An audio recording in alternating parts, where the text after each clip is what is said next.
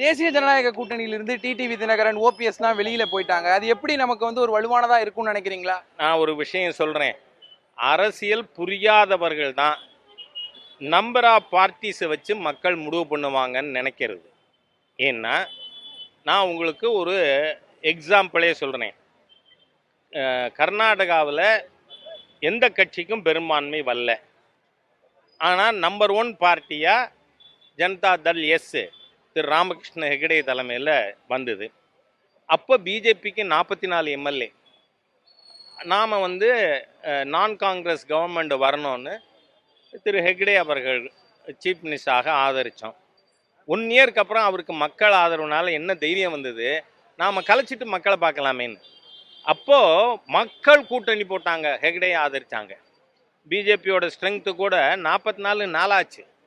அதனால் நான் சொல்கிறேன், இந்த தலைவர் இருக்கார் இல்லைங்கிறத பற்றி மக்கள் கவலைப்பட மாட்டார்கள். ஏன்னா இந்த தீய அரசு, நார்கட்டிக் கவர்மெண்ட், போதை அரசு, இந்த ஊழல் அரசு, இந்த அரசாங்கத்தை தூக்கி எறியணும்னு மக்கள் முடிவு பண்ணிட்டா அவங்க என்ன பண்ணுவாங்க?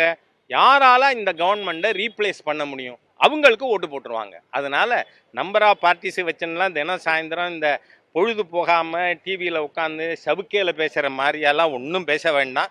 மக்கள் they are clear and this government will be thrown out.